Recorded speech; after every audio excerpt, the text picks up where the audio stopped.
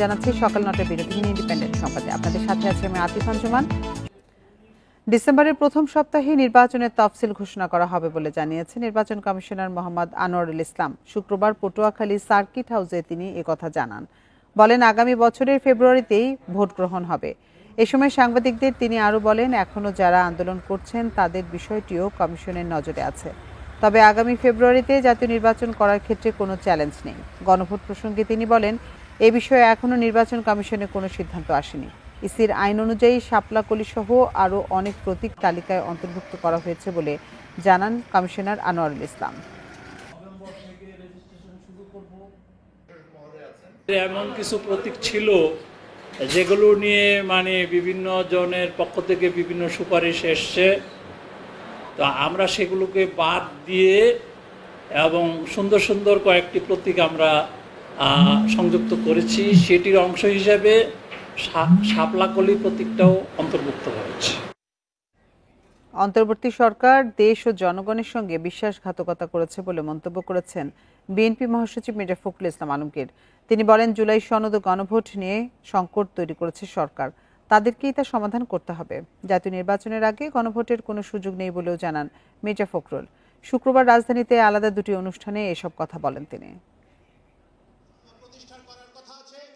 গণসংহতি আন্দোলনের পঞ্চম সম্মেলন উপলক্ষে ইঞ্জিনিয়ার্স ইনস্টিটিউটে আলোচনা সভা করে দলটি। এতে উপস্থিত ছিলেন বিভিন্ন রাজনৈতিক দলের নেতারা। আলোচনায় উঠে আসে নির্বাচন প্রসঙ্গ। নেতারা বলেন, জনগণের ইচ্ছের বাইরে সরকার কোনো সিদ্ধান্ত নিলে রাজনৈতিক সংকট বাড়বে। ক্ষমতায় যারা আছে তারাই যদি 420-র মতো কাজ করে, প্রতারণা করে রাজনৈতিক দলগুলোর সাথে, তাহলে আমাদের ভবিষ্যৎ কি? আমরা যদি সবাই মিলে শান্তিপূর্ণভাবে জনগণের ভোটের অধিকার প্রতিষ্ঠিত করতে পারি, তার জন্য ব্যবস্থা করা এই অন্তর্বর্তী সরকারের দায়িত্ব। সেটা যদি ব্যর্থ হন, জনগণ আপনাদের ক্ষমা করবে না। সভায় প্রধান অতিথি মির্জা ফখরুল ইসলাম আলমগীর বলেন, সংকট তৈরি করছে সরকার, তা সমাধান করতে হবে তাদেরকেই। সরকারের কাছে আহ্বান থাকবেন, যা হওয়ার হয়ে গেছে, আপনারা দয়া করে ওই সমস্যাগুলো সমাধান করে যাতে সবাই একসাথে আমরা নির্বাচনের দিকে যেতে পারি, এই সমস্যার সমাধান করে আমরা জনগণের কল্যাণের জন্য কাজ করতে পারি, সেই পথে গিয়ে চলুন। আমরা যেমন অতীতে আপনাদের সঙ্গে ছিলাম, সামনেও আপনাদের সঙ্গে থাকবো, কিন্তু অবশ্যই আপনাদেরকে নিজে এই যে জায়গা তৈরি করেছেন তার থেকে বেরিয়ে আসতে হবে। আপনাদেরকেই অন্য কেউ সেটা করে দেবে না। এর আগে সকালে জাতীয় প্রেস ক্লাবে জেএসডির 53তম প্রতিষ্ঠাবার্ষিকীর অনুষ্ঠানে মির্জা ফখরুল বলেন, জুলাই সনদ নিয়ে সরকার দেশ ও জনগণের সাথে বিশ্বাসঘাতকতা করেছে।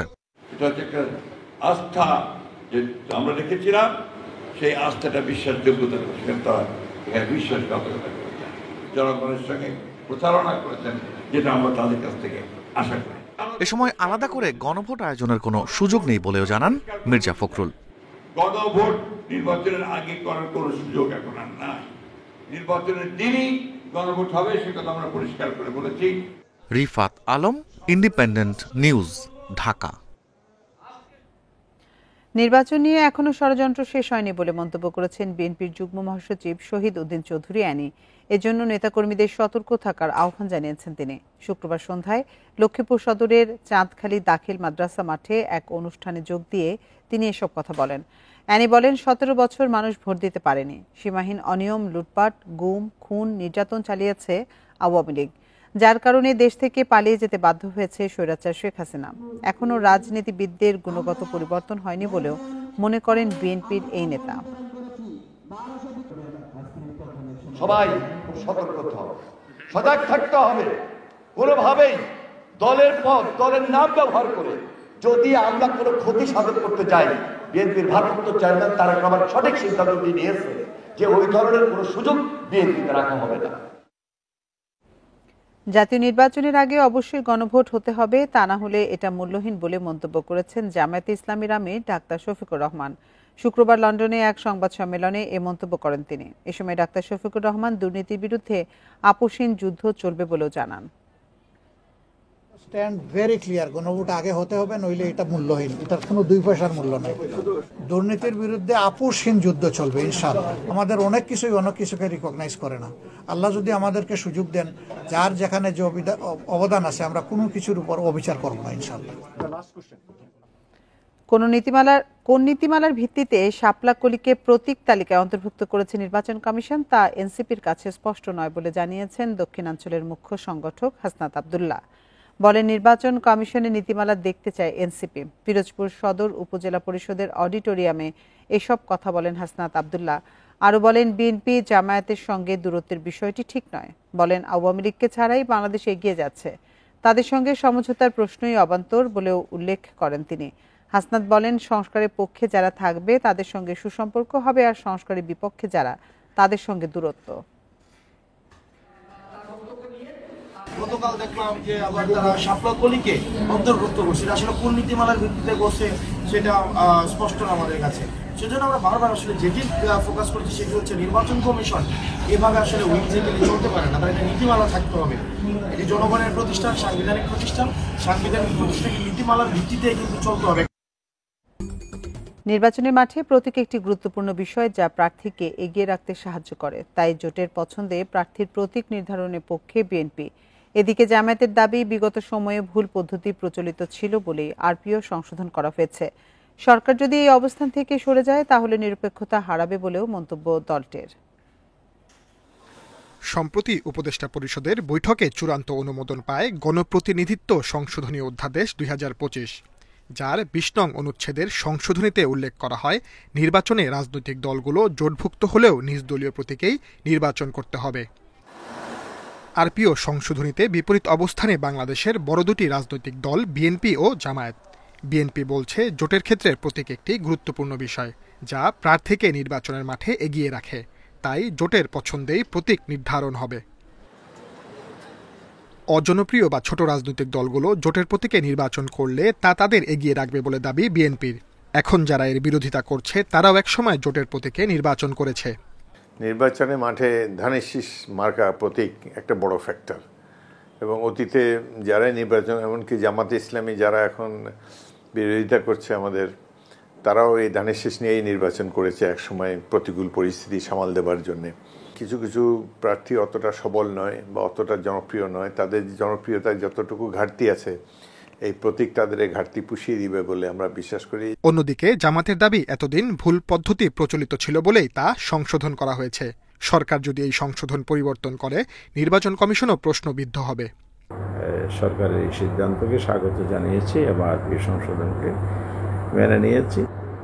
আবার সরকার যদি সংশোধনী পাশ করার পরে আবার নতুন সিদ্ধান্ত যায়, তাহলে বোঝা যায় যে এই সরকার কোনো বিশেষ দলের ক্ষেত্রে একটা বিশেষ দলের চাপে পড়ে এটা করছে। তাহলে সরকার এখানে তার নিরপেক্ষতা হারাবে, নির্বাচন কমিশনও প্রশ্নবিদ্ধ হবে। আরপিও সংশোধন ইস্যুতে ইতিমধ্যেই নির্বাচন কমিশনে নিজেদের অবস্থান জানিয়েছে দল দুটি। Sajjad Hossain, independent news, Dhaka. গত 17 বছর মানুষের ভোটের অধিকার হরণ করা হয়েছিল বলে মন্তব্য করেছেন attorney general advocate Mohammad Asaduzzaman. বলেন, তাদের অধিকার ফিরিয়ে দেয়াই হবে আগামী নির্বাচনের লক্ষ্য। শুক্রবার বিকেলে ঝিনাইদহের শৈলকুপায় এক গণসমাবেশে প্রধান অতিথির বক্তব্যে তিনি এসব কথা বলেন। তিনি বলেন, শেখ হাসিনা পালিয়ে গেলেও তাদের লাখ লাখ নেতাকর্মীদের ফেলে গেছে। তারা যদি নিজেদের শুধরে না নেয় তবে অবশ্যই জনগণ তাদের রুখে দেবে বলে মনে করেন আসাদুজ্জামান। বলেন, অপরাধীদের আইনের আওতায় আনতে সরকার দায়বদ্ধ। 1971 সালে বাংলাদেশের মানুষ যখন দিশেহারা ছিল, তখন শহীদ জিয়া স্বাধীনতার ঘোষণা দিয়ে মানুষকে সঠিক পথ দেখিয়েছিল বলে জানান তিনি। জিয়ার আদর্শকে ধারণ করে দুর্নীতির বিরুদ্ধে রুখে দাঁড়ানোর আহ্বান জানান অ্যাটর্নি জেনারেল। বাংলাদেশের মাটিতে সমস্ত নির্যাতনের বিচার হবে, আইনসঙ্গতভাবে হবে। আমরা সেই কারণে প্রতিশ্রুতিবদ্ধ। সমস্ত ভাইরা এখন মনে করছেন সামনে ষড়যন্ত্র করবেন, সামনে কুক্কুলি খেলবেন, সেই কুক্কুলি খেলার সময় আপনারা পাবেন না হয়তো। রাজধানীর বিভিন্ন এলাকা থেকে কার্যক্রম নিষিদ্ধ আওয়ামী লীগের ঝটিকা মিছিল থেকে ৪৬ জনকে গ্রেপ্তার করেছে ডিএমপি। এ নিয়ে চলতি বছরে আওয়ামী লীগ ও এর সহযোগী সংগঠনের প্রায় ৩,০০০ নেতাকর্মীকে গ্রেপ্তার করা হয়েছে। শুক্রবার বিকেলে রাজধানী মিন্টো রোডের মিডিয়া সেন্টারে এসব জানান ডিএমপির মিডিয়া অ্যান্ড পাবলিক রিলেশনস বিভাগের উপ পুলিশ কমিশনার মোহাম্মদ তালেবুর রহমান। জানান, ঢাকার বাইরে থেকেও অনেকে এসে ঝটিকা মিছিলে অংশ নিচ্ছেন। এর পেছনে অনেকেই অর্থায়ন করছে বলে অভিযোগ করেন তিনি। বলেন, তাদের মূল উদ্দেশ্য নিজেদের অস্তিত্বের জানান দেয়া, পাশাপাশি ঢাকা মহানগরীতে জনমনে আতঙ্ক তৈরি করা। এক প্রশ্নের জবাবে তিনি জানান, গণগ্রেপ্তার নয়, সুনির্দিষ্ট অভিযোগের ভিত্তিতেই তাদের আইনের আওতায় আনা হচ্ছে। মহানগরীতে আইন শৃঙ্খলা পরিস্থিতি বিনষ্ট করার একটা অপচেষ্টা চালাচ্ছে। আর যারা এখানে ইন্ধন দিচ্ছে, যারা তাদের সংগঠিত করছে, তারাও যে আমাদের নজরের মধ্যে নেই সেটা কিন্তু বলা যাবে না। আজকে ৩১ অক্টোবর বিভিন্ন স্থানে অভিযান পরিচালনা করে কার্যক্রম নিষিদ্ধ আওয়ামী লীগ এবং সহযোগী সংগঠনের ৪৬ নেতাকর্মীকে গ্রেফতার করেছে ঢাকা মেট্রোপলিটন পুলিশ। চাঁদাবাজদের অত্যাচারে অতিষ্ঠ চাঁপাইনবাবগঞ্জের ব্যবসায়ীরা অভিনব প্রতিরোধ গড়ে তুলেছেন। দোকানে দোকানে রাখছেন লাঠি আর বাঁশি। কেউ চাঁদাবাজি করতে আসলে বেজে ওঠে বাঁশি, এগিয়ে আসেন অন্যরা, করা হয় সম্মিলিত প্রতিরোধ। চাঁপাইনবাবগঞ্জ শহরের অন্যতম বাণিজ্যিক এলাকা উদয়নমোড় ও হুজরাপুর। বছরের পর বছর ধরে এখানকার প্রায় ৩৫০ ব্যবসায়ী চাঁদাবাজদের হাতে জিম্মি। গত বছরের ৫ আগস্টের পর অবস্থা পরিবর্তনের আশা করলেও হতাশ হতে বেশি সময় লাগেনি তাদের। ভুক্তভোগীদের অভিযোগ, ৮ থেকে ১০ জন চিহ্নিত সন্ত্রাসী এলাকা নিয়ন্ত্রণ করছে। চাঁদা না দিলে হুমকি, মারধরের শিকার হন তারা। এমন পরিস্থিতিতে ব্যবসায়ীরা ঐক্যবদ্ধ হয়ে গড়েছেন উদয়নমোড় হুজরাপুর ব্যবসায়ী সমিতি। প্রতিটি দোকানে রাখা হয়েছে লাঠি বাঁশি। চাঁদা চাইতে এলেই সম্মিলিতভাবে গড়ে তোলা হবে প্রতিরোধ। টাকা না দিলে দোকানে বাস করতে পারবি না, হ্যাঁ, এই অসুস্থতার নাম করে বাকি খেয়ে টাকা না দেওয়া, এই বিভিন্ন ভাবে উৎপাত। তাদেরকে তুলে ধরে আইনের হাতে তুলে দেব, এটাই হলো আমাদের উদ্দেশ্য। সাধারণ সভা করি, তার আগে আমরা পুলিশ প্রশাসনের কাছে একটা তালিকা জমা দিয়েছি। আইনের আশ্রয় নেওয়ার জন্য অনেকগুলো ঘটনা নিয়ে গেছি, আমরা প্রতিকার পাইনি। চাঁদাবাজ প্রতিরোধে ঐক্যবদ্ধ হওয়াকে স্বাগত জানিয়েছেন সুশীল সমাজের প্রতিনিধিরা। আইন শৃঙ্খলা বাহিনীকে আরও তৎপর হওয়ার আহ্বান তাদের। এই উদ্যোগটি সর্বস্তরে হওয়া দরকার, কারণ যেখানে চাঁদাবাজ, মাদক ব্যবসা, দুর্নীতি, এই সমাজে আমাদের প্রতিদিন আমরা আস্থাহীনতায় ভুগি নিজের প্রতিও। সেক্ষেত্রে মানুষের সংঘবদ্ধতা খুবই গুরুত্ব বহন করে। পুলিশের দাবি, ব্যবসায়ীরা চাঁদাবাজির ব্যাপারে অবহিত করেনি। আইনের সহায়তা চাইলে সব ধরনের সহায়তা করা হবে। এটা করার কোনো সুযোগ নাই, আমরা তাদেরকে এটা করতে নিরুৎসাহিত করব।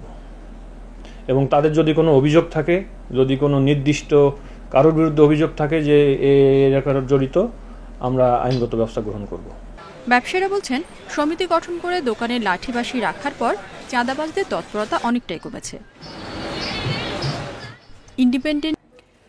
প্রায় ৯ মাস পর আজ থেকে পর্যটকদের জন্য আবার খুলছে সেন্ট মার্টিন দ্বীপ। তবে নভেম্বর মাসে দিনে গিয়ে দিনেই ফিরতে হবে ভ্রমণকারীদের। ডিসেম্বর ও জানুয়ারি 2 মাস রাত যাপনের সুযোগ থাকবে।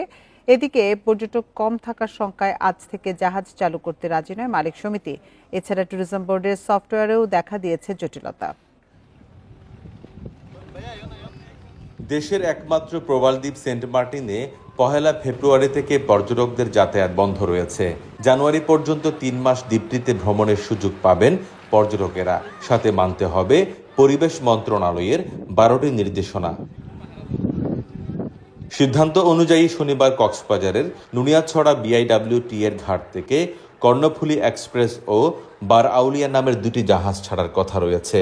তবে জাহাজ 2টি না ছাড়ার সিদ্ধান্ত নিয়েছে মালিক সমিতি। তারা বলছেন, ট্যুরিজম বোর্ডের যাত্রী নিবন্ধনের সফটওয়্যার প্রস্তুত করতে পারেনি প্রতিষ্ঠানটি। এখনো যে ট্যুরিজম বোর্ডের যে সফটওয়্যারটা খুলে দেওয়ার কথা, এটা এখনো ওপেন করেনি। তো পাশাপাশি কক্সবাজার থেকে দিনে গিয়ে দিনে আসা, এটা আসলে কখনো সম্ভব নয়।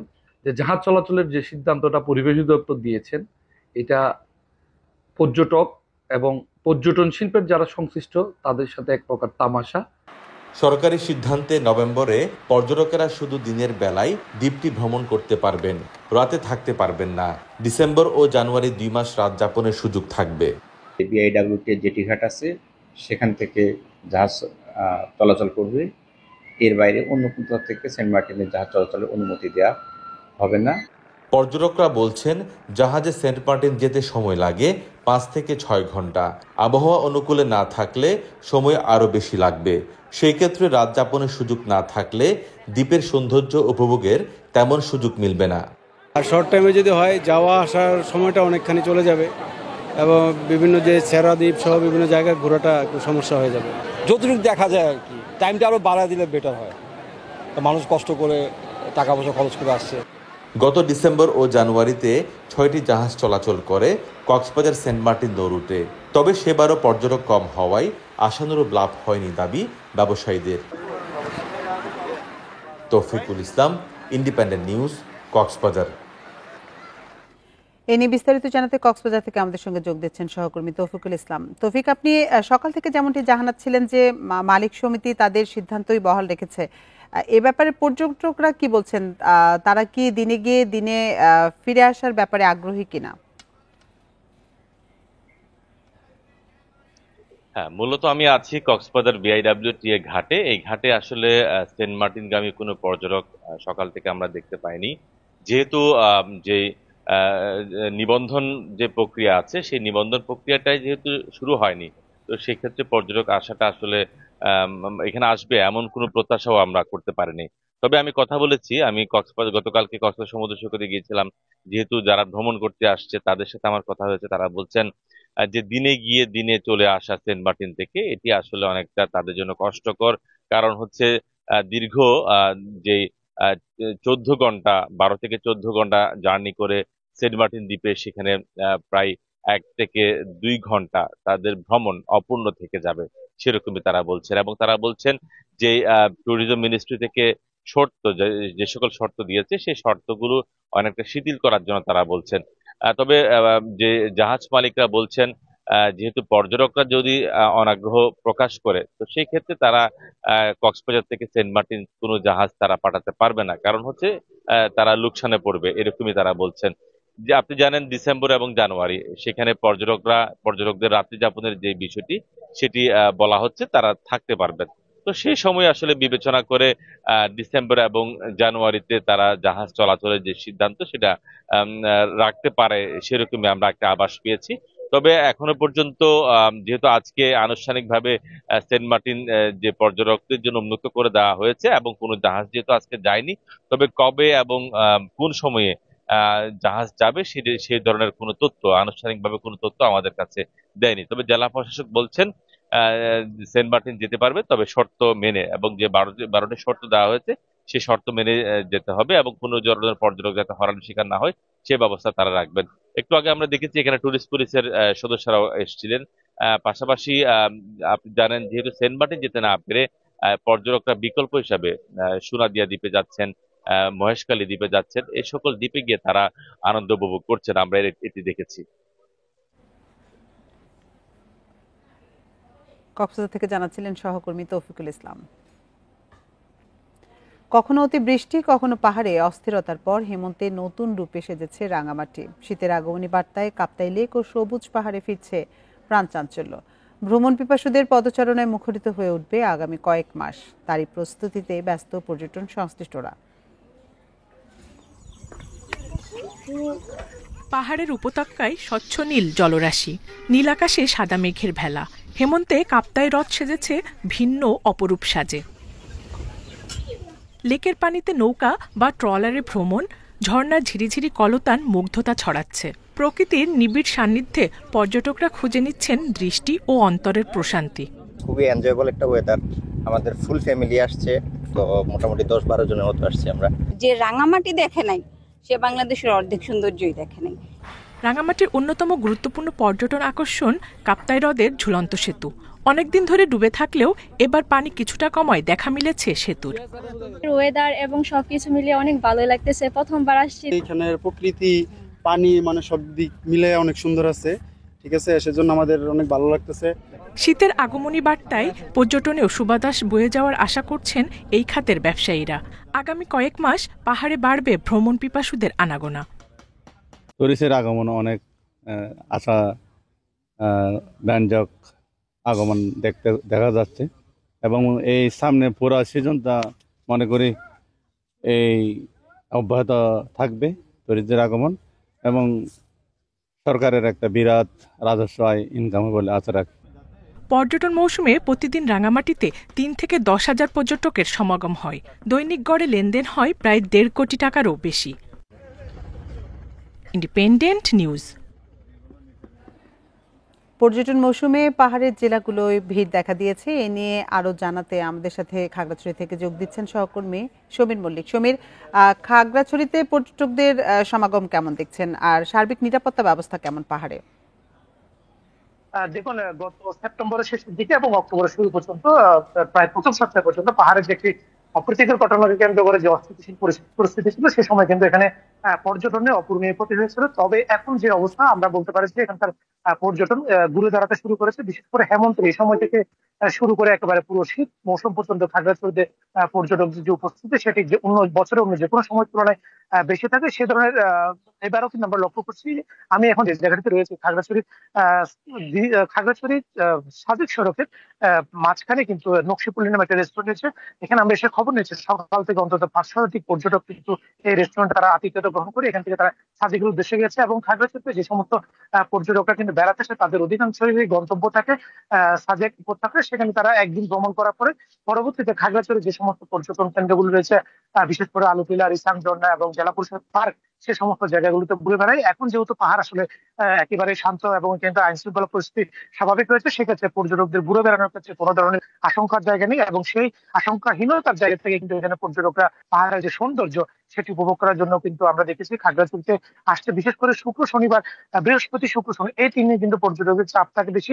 আমি যে জায়গাটিতে দাঁড়িয়ে আছি, এখানে আমি কিছুক্ষণ আধা ঘন্টা হয় এখানে এসেছি, কিন্তু আমি দেখেছি এর মধ্যে অন্তত সরকারের গাড়ি কিন্তু খাগড়াছড়ি থেকে সাজেকের উদ্দেশ্যে ছেড়ে গেছে। এবং সকাল 10টায় যেহেতু সাজেকের বাগাইহাট থেকে আর্মি স্কোয়াড দিয়ে পর্যটকদেরকে নিয়ে যাওয়া হয়, সেখানে অন্তত আজকে আশা করা যাচ্ছে 1 থেকে 2,000 পর্যটক সাজেকে যাবে। এবং প্রতিদিনে কিন্তু সেই সংখ্যাটি 500 থেকে 1,000 পর্যন্ত কিন্তু হয়ে থাকে। এবং এখানে পর্যটকদের যে নিরাপত্তার জায়গাটি, বিশেষ করে খাগড়াছড়ি যে সমস্ত পর্যটন কেন্দ্রগুলো রয়েছে, আলুটিলা, রিসাং ঝর্ণা, জেলা পরিষদ, সেখানে কিন্তু প্রতিদিনই জেলা পুলিশ এবং পাশাপাশি টুরিস্ট পুলিশের পক্ষ থেকে তাদের টহল সেটি অব্যাহত থাকে। এবং সাজেক পর্যটকদের ভ্রমণের ক্ষেত্রে নিরাপত্তার কোনো ধরনের সংখ্যা নেই। এবং এখন পর্যটক ব্যবসায়ীরা আশা করছে যদি পাহাড়ের আইন শৃঙ্খলা পরিস্থিতি আগামী দিনগুলোতে স্বাভাবিক থাকে, সুস্থ থাকে, সেক্ষেত্রে এখানে পর্যটক ব্যবসায়ীরা অতীতে যে ধরনের তারা যে ক্ষয়ক্ষতির সম্মুখীন হচ্ছে, বিশেষ করে টানা বন্যার একটা বিষয় ছিল গত কয়েক মাস আগে, এবং একই সাথে পাহাড়ের যে অস্থিরতা, তারা যে ধরনের ক্ষয়ক্ষতির সম্মুখীন হয়েছিল সেটা পুষিয়ে উঠতে পারবে। এবং আগামী অন্তত 3 মাস এখানে যে পর্যটন মৌসুম,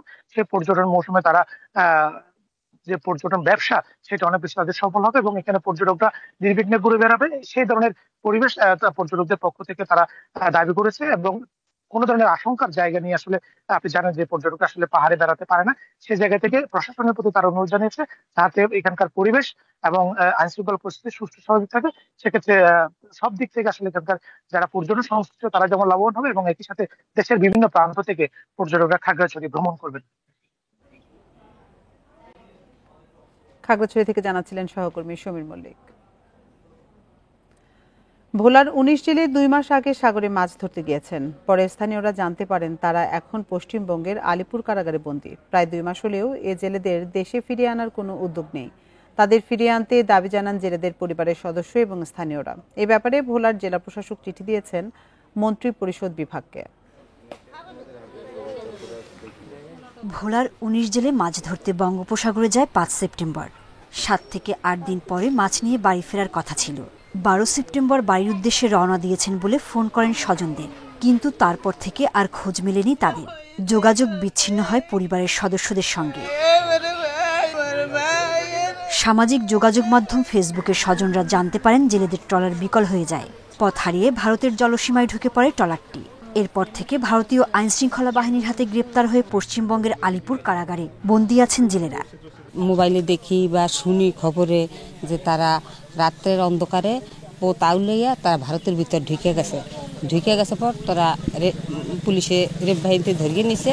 10 দিন হয়ে গেছে, 12 দিন মাথায় তখন আমরা কান্দাকাটি করি। আমাদের সংসারে শুধু আমার বাবা ছাড়া আর কেউ নেই। আমাদের সংসারে খাইতে তো অনেক কষ্ট হয়। আমার বাবারে আমরা ফিরে দেখতে চাই। জেলেদের ফিরে পাবার জন্য পরিবারের পক্ষ থেকে সদর থানায় সাধারণ ডায়েরি করা হয়। স্বজনদের আবেদন মন্ত্রিপরিষদ বিভাগে পাঠানো হয়েছে বলে জানিয়েছেন জেলা প্রশাসক। আমি আশা করি সরকার এই বিষয়টি তারা যাচাই করবেন এবং যদি সত্যি ভারতের কারাগারে আটক থাকেন তাহলে পরবর্তী পদক্ষেপ সরকার গ্রহণ করবেন। প্রশাসনের পক্ষ থেকে ক্ষতিগ্রস্ত পরিবারগুলোকে নগদ অর্থ, চাল ডাল সাহায্য হিসেবে দেয়া হয়। Independent news. 133 বছরের পুরনো পটুয়াখালী পৌরসভায় আবর্জনার জন্য স্থায়ী কোনো ডাম্পিং স্টেশন নেই। বাসা বাড়ি তো বটেই, মেডিকেলে বর্জ্য ফেলা হচ্ছে নদীর পাড়ে উন্মুক্ত স্থানে। এতে মারাত্মক স্বাস্থ্য ঝুঁকির মুখে নাগরিকরা। পৌর শহরের লোহালিয়া নদীর পাশেই ময়লা আবর্জনার স্তূপ। মেডিকেল বর্জ্যসহ বাসাবাড়ির বেশিরভাগ আবর্জনা ফেলা হচ্ছে এখানে। এর থেকে বাতাসে ছড়াচ্ছে দুর্গন্ধ। আবর্জনায় দূষিত হচ্ছে নদী, আর ডায়রিয়া, শ্বাসকষ্ট, টাইফয়েড সহ নানা রোগের ঝুঁকি বাড়ছে স্থানীয়দের। দূষিত পানিতে গরু, বছর, হাঁস, মুরগি সব মরে গেছে, হাত পায়ে খুজলি ফেসে উঠে গেছে। নদীর ভিতরে যে পানিগুলো নামতে আছে এর জন্য মাছ মারা যায়, গরু বাছুর ঘাস পানি খায়, এর জন্য গরু বাছুরও মারা যায় অনেকে। এইখান থেকে পোলাপানগুলো স্কুলে যায়, তাদের শ্বাসকষ্টর সমস্যা হইতে আছে। চিকিৎসকরা বলছেন মেডিকেল বর্জ্য অত্যন্ত সংক্রামক। বিজ্ঞানসম্মত বর্জ্য ব্যবস্থাপনা না হলে জীবাণু ছড়িয়ে পড়তে পারে। ক্লিনিক্যাল বর্জ্য থেকে হাজারো ধরনের রোগ মানুষের ভিতরে ছড়াইতে পারে, বিশেষ করে hepatitis B, hepatitis C, typhoid এবং অন্যান্য রক্তবাহিত যে সমস্ত রোগ আছে সেগুলা মানুষের মধ্যে ছড়ায়।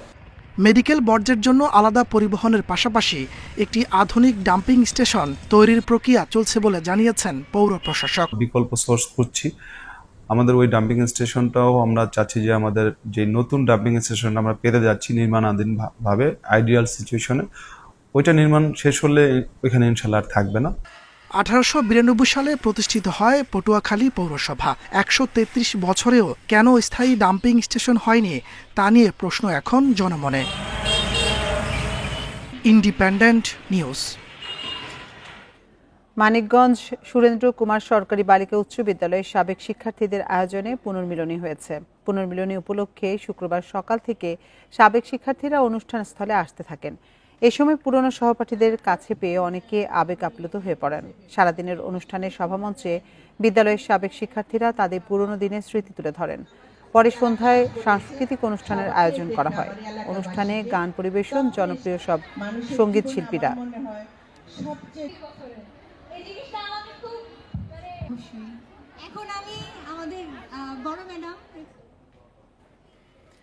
3 মাসেরও বেশি সময় ধরে আটকে আছে ব্যবসায়ীদের কাছ থেকে অগ্রিম আদায় করা ভ্যাট। সময় মতো ফেরত না দেয় গত সেপ্টেম্বর পর্যন্ত 711টি আবেদনের বিপরীতে প্রায় 1,500 কোটি টাকা আটকে আছে সরকারের কাছে। এ পরিস্থিতিতে আগাম করের যৌক্তিকতা নিয়ে প্রশ্ন তুলেছেন ব্যবসায়ীরা। বিশ্লেষকরা বলছেন, সময় মতো এ অর্থ ফেরত না দেয়ায় আস্থার সংকটে পড়বে এনবিআর। আমদানি পর্যায়ে ব্যবসায়ীদের কাছ থেকে অগ্রিম আদায় করা মূল্য সংযোজন কর বা ভ্যাট নেয় এনবিআর। হিসেব শেষে তা ফেরত দেয় সংস্থাটি। কিন্তু যৌক্তিক কোনো কারণ ছাড়া গত 3 মাসের বেশি সময় ধরে ভ্যাট রিফান্ড পাচ্ছেন না ব্যবসায়ীরা। সবশেষ সেপ্টেম্বর মাসে মোট 711টি আবেদনের বিপরীতে রিফান্ড আটকে আছে 1466 কোটি টাকার বেশি। ঢাকা, চট্টগ্রাম, খুলনা, রাজশাহী, সিলেট সহ 8 জেলার ব্যবসায়ীদের এ টাকা আটকে রয়েছে। মূল্য সংযোজন কর ও সম্পূরক শুল্ক আইন অনুযায়ী আবেদনের 3 মাসের মধ্যে 50,000 টাকার বেশি হলে এই অর্থ ফেরত দিতে হবে। ব্যবসায়ীরা বলছেন, শিল্পের স্বার্থে আগাম কর নেয়ার কোনো যৌক্তিকতা নেই। এই করের ফলে খরচ বেড়ে ব্যবসায়ীদের উপর চাপ তৈরি হয় বলে মনে করছেন তারা। এবং সেটা আটকায় রাখলে ব্যবসায়ীরা সাফার করবে। আপনি অর্থনীতি উন্নয়ন চাইবেন, এলডিসি গ্রাজুয়েশন চাইবেন, সব চাইবেন, আর অর্থ নিয়ে ব্যবসায়ীদের টাকা আটকায় রেখে করবেন, এটা তো হতে পারে না। স্পষ্টীকরণ করা খুবই দরকার এবং সত্যটা আসা দরকার যে কেন এতদিন আটকালো না, এখন কেন আটকে রাখছে। বিশ্লেষকরা বলছেন, আগাম ভ্যাটের অর্থ সময় মতো না দেয়ায় এনবিআরের সঙ্গে ব্যবসায়ীদের দূরত্ব আরও বাড়বে। এতে রাজস্ব খাতে নেতিবাচক প্রভাব পড়ার আশঙ্কা রয়েছে। ব্যবসায়ীদের পুঁজি আটকা পড়ছে এবং প্রত্যেক পুঁজির কিন্তু একটা খরচ আছে, ব্যাংকিং ইন্টারেস্ট হতে পারে। আবার তার আটকা পড়া পুঁজিটা যখন যাচ্ছে, ব্যবসায়ীরা চেষ্টা করে তখন তার পুঁজিটা উদ্ধার করার জন্য বিকল্প পদ্ধতিতে। আইন পরিপালন না করলে তখন কি হয় যে সেটা কিন্তু একটা হলো যে অপরাধী হিসেবে চিহ্নিত হয়। তো এনবিআরকে অপরাধী বলা যাবে না, এইটা আসলে এনবিআরের বিশ্বস্ততাকে প্রশ্নবিদ্ধ করে। ভ্যাট রিফান্ড পদ্ধতি ডিজিটালাইজড করা গেলে ব্যবসায়ীদের হয়রানি কমে আসবে বলে মনে করেন বিশ্লেষকরা। তৌহিদ রানা, ইন্ডিপেন্ডেন্ট নিউজ, ঢাকা। আর এই ছিল এখনকার সংবাদে। ইন্ডিপেন্ডেন্ট টেলিভিশনের সব খবরে বিস্তারিত জানতে চোখ রাখুন ফেসবুক, ইউটিউব এবং এক্সে। এতক্ষণ সাথে থাকার জন্য ধন্যবাদ সবাইকে।